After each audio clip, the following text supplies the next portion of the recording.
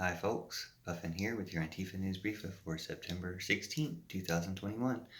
Lebanon has formed a government. Lebanon has finally formed a government after like a year and a half of not being able to form a government, a consensus coalition government. And so of course now the aid should be flowing in. The aid's not flowing in? So even though Lebanon has not formed a government, let's see, the aid's not flowing in because, what's this? The aid's not flowing in because of some other stuff that America wants them to, or some other powers want them to do. In unrelated news, in Afghanistan, the Taliban has taken over, and how are we going to get humanitarian aid to the country 3 days later? So Lebanon has been waiting to be able to get some humanitarian aid for a year and a half because they haven't formed a government. Now that they have formed a government, there's some other conditions that must be met before any aid can get through. Then the end of this report, I heard this on NPR yesterday, I guess, September 15th. The end of this report was that Hezbollah is arranging fuel shipments so that their hospitals can have fuel in Lebanon. And that'll be a big PR coup. Not so much that it's going to save people's lives by allowing their hospitals that don't have power all the time to have fuel to burn for generators to keep people alive on life support. But I mean, it would be a PR coup. And so therefore, America is trying to get sources for fuel for Lebanon to get around the sanctions that America put on Lebanon. Like, what is that? That's genocide and torture. And then I hear, so that's Lebanon versus Afghanistan. How can we get aid to Afghanistan 3 days after the Taliban have taken over? They've kind of formed a government.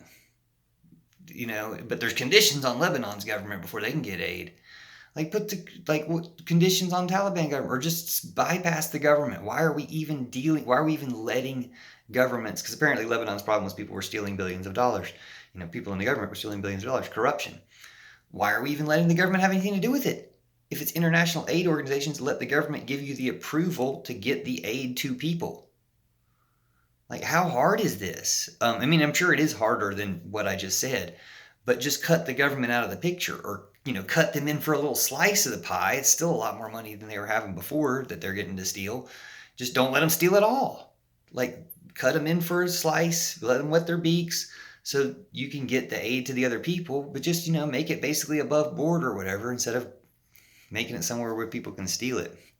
And what's the Taliban got to do with it? If you're trying to help the people of Afghanistan, you should have been helping the people of Afghanistan all along. If you'd spent $1.5 trillion helping the people of Afghanistan, there'd be no appetite for the Taliban. No one would have joined them. They would have had more fun, better things to do at home with their playing Nintendo Switch like we did under quarantine for a year and a half.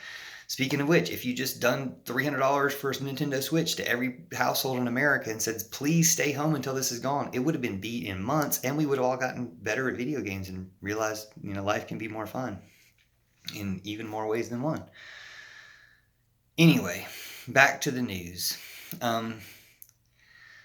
Haiti.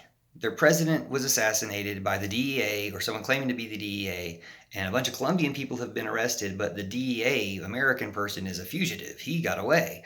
And the way they reported the news story on NPR was somebody from the Miami Herald reporting to the NPR, host reporter that the prosecutor who was, got all the information to prosecute, who ordered the assassination of the president, had pretty much said it's the current or the person who's poised to take over the presidency, the current prime minister.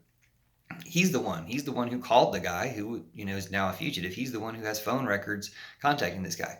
And so the Miami Herald reporters are making all sorts of excuses. Well, lots of people would have called this guy.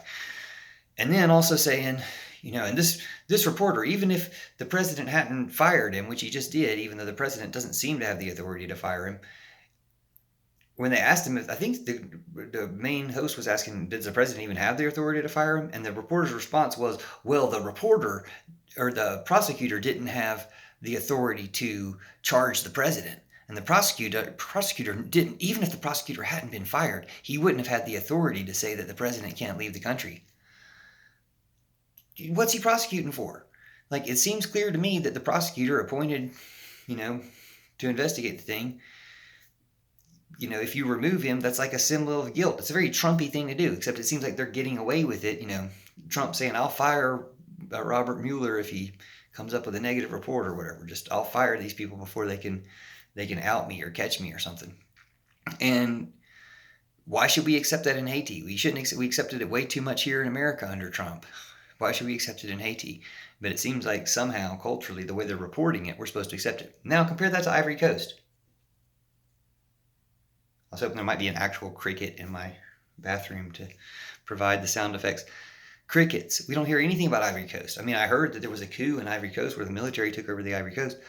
What can you even extrapolate or intuit from the idea that we don't even hear anything about Ivory Coast? Now, here they are talking about Haiti, and they're putting this spin on it. All I'm hearing is a spin. Like, we apparently want to prop up the beneficiary of the assassination. We want to say, hey, he should be the legitimate president. Oh, he actually caused the assassination. But no, we can't charge him for it, though. There's loopholes. Don't worry. Just trying to convince the American public or, the common knowledge that this guy should be president. He shouldn't be charged, even if he assassinated the other president. DEA, had something to do with it, maybe, but let's not find out about that. It's all crap. Now, apparently the DEA didn't have anything to do with the Ivory Coast coup, or they would have a spin on it. They would have some type of take on it. So that's why I don't know anything about the Ivory Coast coup. All I know is I imagine it's good because, imagine it's better than what they had, that maybe, the previous president was the puppet, the imperialist puppet of outside foreign powers such as the United States or Russia or whoever.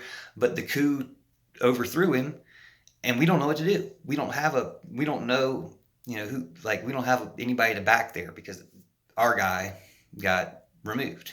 And so, you think I don't know, maybe they can't badmouth them because they just don't want to draw attention to it because the people are actually good. That's just my guess.